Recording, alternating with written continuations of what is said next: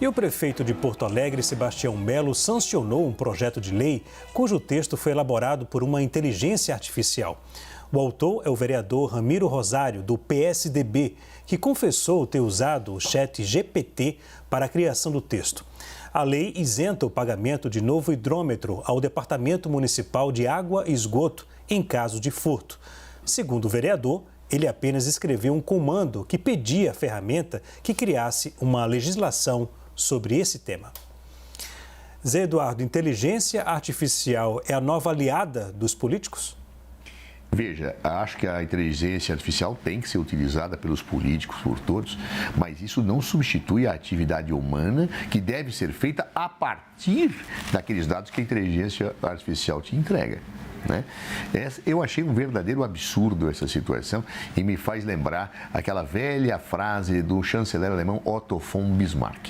Bismarck dizia que se o povo soubesse como são feitas as salsichas e as leis, não comeria as segundas e nem acreditaria nas primeiras.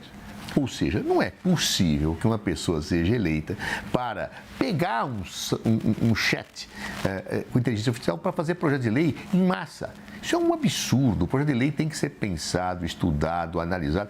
Usa a inteligência artificial para levantar dados, pesquisas, sugestões, mas trabalha em cima do texto. Não é? Senão isso aqui vai virar a fábrica de salsicha legislativa. Aperta o botão e lei disso, lei aquilo. Isso é um terrível hábito que, inclusive, eu quero chamar a atenção. Em geral, se costuma avaliar o desempenho parlamentar pelo número de projetos de lei que um parlamentar apresentou. Isso é um verdadeiro absurdo.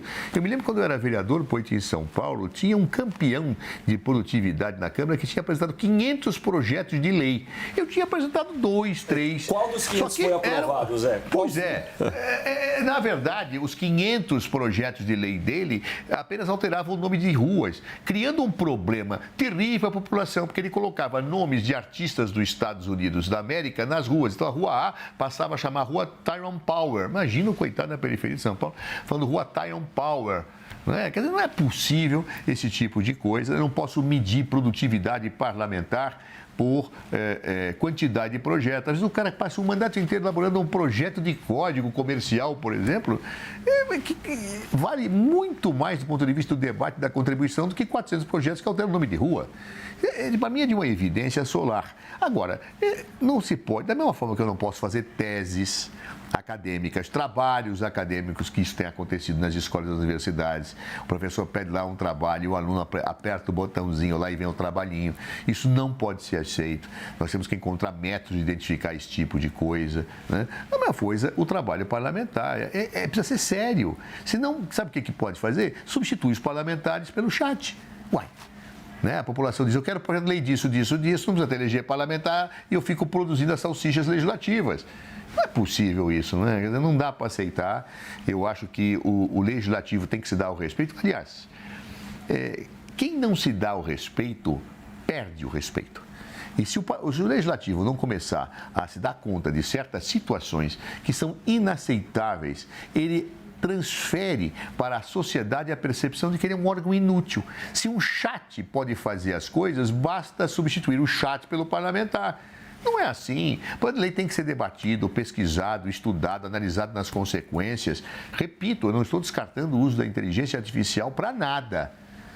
Ela é importante para subsidiar um magistrado quando dá sentenças, ela é importante para subsidiar estudos acadêmicos. Agora, eu não posso entregar um projeto de lei feito desta forma, sem estudos personalizados, aprofundados, porque aí eu perco a capacidade, inclusive, de inovação, porque esse chat vai trabalhar com o que já está disponível e sistematizar. Claro, o que caracteriza a inteligência humana como um elemento diferencial é a inventividade, é a possibilidade de criar coisas novas. É isto que caracteriza. Então, portanto, repito, lei não é salsicha para ser produzida por máquina, senão os parlamentares poderiam ser substituídos por estas máquinas fazedoras de lei. Oito, inteligência artificial é a nova aliada dos políticos? Zé, você me desculpa só, a piada que veio galopando aqui é que alguns parlamentares, às vezes, dão mais trabalho que o chat GPT, viu, Zé? Bom, isso é verdade. Tem uns que dão mais prejuízo que se fosse o GPT. Mas, concordo. Colocado isso, resolvi perguntar até pro GPT o que ele acha, viu, Zé? Eu joguei aqui, ó. Ô, chat GPT, tudo bem? Tá aqui, ó, gente. Inteligência artificial, a nova aliada dos políticos? Pois não. A inteligência artificial pode ser uma aliada importante para os políticos, oferecendo insights a partir de grandes conjuntos de dados. Como você disse, Zé. No entanto, é crucial garantir a transparência, ética e considerar as implicações sociais ao integrar essa tecnologia na tomada de decisão. É óbvio, gente. Então, é uma aliada, sim.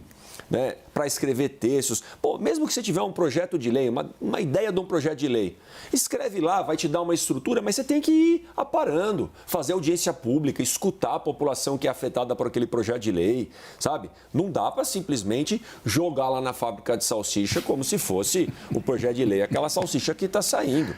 E pode ter a salsicha mais gostosa ou gourmet que você já comeu, mas não é assim, gente. Tem que escutar a sociedade. E aí eu faço... referência também, Zé, eu ficava pé da vida lá.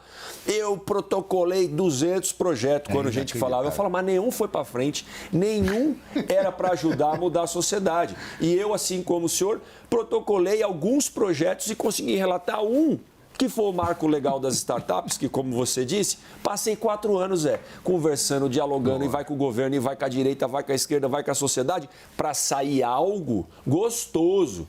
Não é salsicha, não, era um lanche gostoso, que direita e esquerda ia comer, entendeu? Então, eu faço só, já que você usou a salsicha, eu já brinquei com isso aqui, é aliada assim, Leandro, mas precisa botar a mão ali para sair algo para o ser humano, porque a gente não tem só máquina no Brasil, né?